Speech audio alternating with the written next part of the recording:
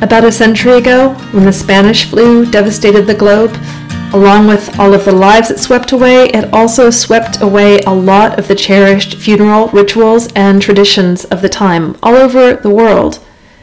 And we're there again. COVID-19 is causing huge disruption to our expectations and our hopes and our plans for the kind of goodbyes we want to say to our loved ones, whether that's before they die as they are lying sick in hospital in physical isolation, or whether that's for the send-off that we're able to give to them in remembering their lives and in celebrating them. We're unable to attend funerals. We're unable to carry out plans that the person might have told us about before they died, and that is incredibly difficult. I'm Elaine Kasket. I'm a counseling psychologist. I'm the author of All the Ghosts in the Machine, The Digital Afterlife of Your Personal Data, and I'm also a member of the British Psychological Society's COVID-19 Bereavement Task Force. And I want to talk to you a little bit about this really difficult stage of dying and grieving during COVID-19 and how technology might be able to help.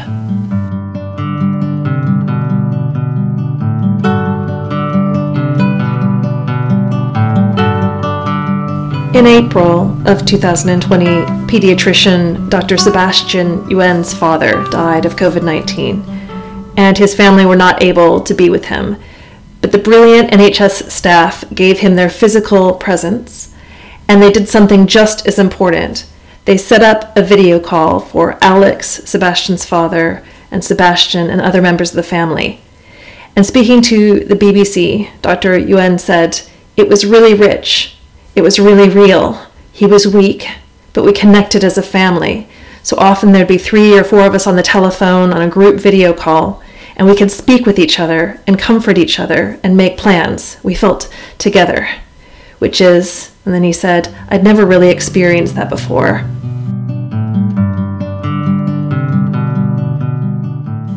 There's a lot of evidence, both in people's stories and in the research, to show that online communication, online interaction, can actually be quite good at a number of things when we can't be there. It's effective at establishing and maintaining intimacy and a feeling of deep relationship. It can be effective at giving and receiving social support. But a lot of us feel skeptical about that. We're not quite so sure about the validity or the realness of online interaction.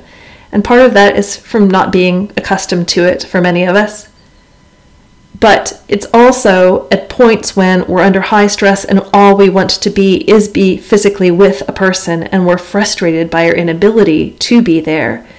We lose some of our curiosity and flexibility about what might be possible to do. This is an extraordinary situation where we need to bring all of that creativity and flexibility to bear. Wherever it's important, wherever it's desired, investigate whether medical staff can facilitate setting up a remote call with a patient with COVID-19 who is in hospital and who can't be visited. It could make all the difference for both the family and for the person who's ill.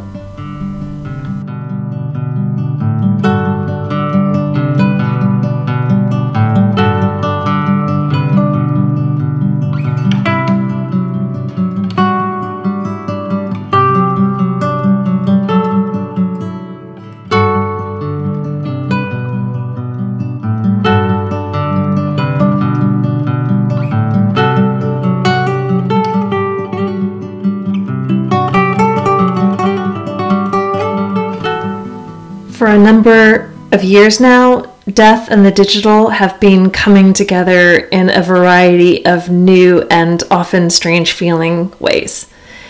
But the kinds of things that seemed strange or a bit fringe not too long ago are now becoming things that are quite necessary in order for people to grieve and to carry out rituals associated with death and dying. For example, live streaming funerals or people attending funerals or memorial services from far away with something live streamed on Facebook or some other platform is something that is now not just an occasional thing, but maybe a typical thing for the duration of coronavirus and COVID-19 deaths. Actual Larger scale gatherings of mourners are occurring on webinar and video conferencing platforms like Zoom, where because we associate these kinds of platforms with business meetings, this translation into a more emotional sphere can feel like quite a strange idea. But it isn't the platform that determines what kind of gathering happens. It's the intention and the spirit and the creativity and the will of the people organizing the gathering and attending the gathering. And there are many quite beautiful and moving rituals that I have seen and that can happen on online platforms like Zoom, which can be attended by hundreds of people. You need only search for virtual choir to access incredible pieces of music that have been contributed to by people from all over the world who are not in the same place at the same time. When there is a large-scale funeral or memorial gathering happening on a platform like one of these, it is always a good idea to have a technologically knowledgeable person organizing the meeting as it proceeds in its various steps, ensuring transitions are smooth and so forth, and for there to be a clear plan ahead of time about the sequence of steps. If that is organized in that way, it is possible to have a real feeling of community and togetherness, even at a moment when people can't be in the same physical space.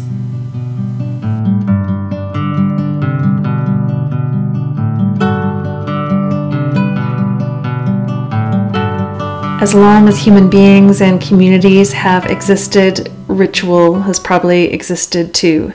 Rituals are very important to us. We use them to mark all sorts of moments of significance and of transition. And at this point, as I mentioned, a lot of our cherished and familiar rituals are being challenged or disrupted or made impossible. Rituals, as long as they've been here, have had to adapt and change to suit the evolving situation, the evolving context. The important thing is not necessarily the exact form or the exact steps of the ritual. In situations where it simply cannot be, something that can be particularly difficult when there is a religious ritual happening or when the person has been very specific about what they wanted to happen after they died.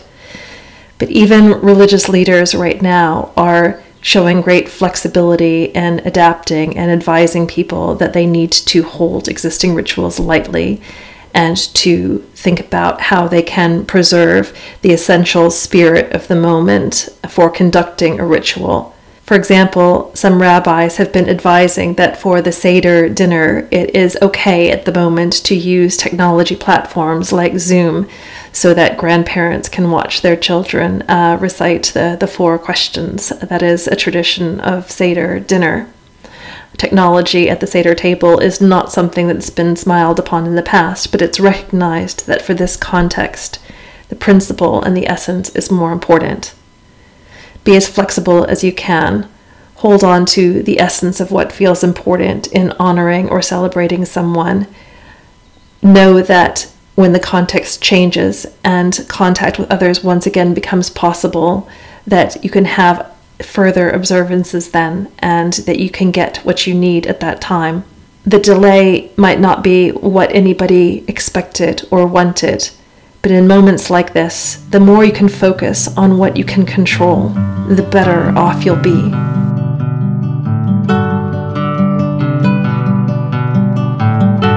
For a while now, technology has been part of the new normal, of death and dying and bereavement.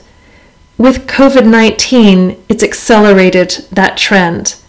There are so many ways in which technology can help us at various points during the death and dying and bereavement process, whether that's helping connect the dying to their faraway loved ones who aren't able to physically visit, or whether that's holding a really meaningful and moving funeral or memorial ritual on an online platform, or whether that's using a persistent digital presence of the person after they've died to connect with and feel a sense of a continuing bond. Technology and death go together more than ever now that we have COVID-19. This is not something that we need to be afraid of, but something that if we can embrace it and be as creative as possible to it, we can bend it to our needs and our will and our purposes, so that at the very least we can use technology as a stopgap between now and the point that we get to another brighter day when we can get back to some of the rituals and the contact that is most familiar and most important to us as human beings.